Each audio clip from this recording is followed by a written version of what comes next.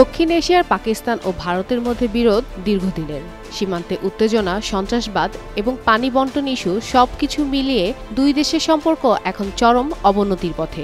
এবার ভারতের সিন্ধু নদীতে বাঁধ নির্মাণ ঘিরে বিরাজ করছে অস্থিরতা। নির্মাণ শেষে পরপর 10টি ক্ষেপণাস্ত্র মারার হুঁশিয়ারি দিয়েছেন পাকিস্তানের সেনাপ্রধান ফিল্ড মার্শাল আসিম মুনির। যুক্তরাষ্ট্রের ফ্লোরিডায় টেম্পায় আয়োজিত এক অনুষ্ঠানে ফিল্ড মার্শাল আসিম মুনির দেশটির রাজনৈতিক ও বিভিন্ন পর্যায়ে উচ্চপদস্থ সামরিক কর্মকর্তাদের সাথে বৈঠক করেন। সেখানে তিনি ভারতকে সরাসরি হুমকি দিয়ে বলেন, পাকিস্তানের অস্তিত্ব যদি হুমকির মুখে পড়ে তবে দেশটি শুধু নিজস্ব পতনেই থামবে না, বিশ্বের অর্ধেককে ধ্বংসের পথে নিয়ে যাবে। অনুষ্ঠানে তিনি আরও বলেন, আমরা বাঁধ নির্মাণের জন্য অপেক্ষা করব। যখন বানানো শেষ হবে 10টি মিসাইল মেরে এটি ধ্বংস করে দেব। সিন্ধু নদ ভারতের পারিবারিক সম্পত্তি নয়, আমাদের মিসাইলের কোনো অভাব নেই।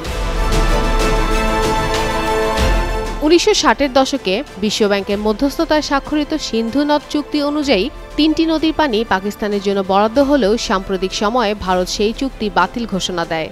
চলতি বছরের মে মাসে দুদেশের মধ্যে 4 দিনের সংঘাত হয়, যেটি এপ্রিলের কাশ্মীরের পেহেলগ্রামে সশস্ত্র হামলায় 26 জন নিহত হওয়ার জেরে শুরু হয়েছিল।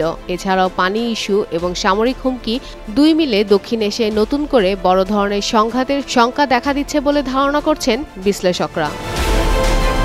ফাতেমা ফাতেজান, যুগান্তর নিউজ।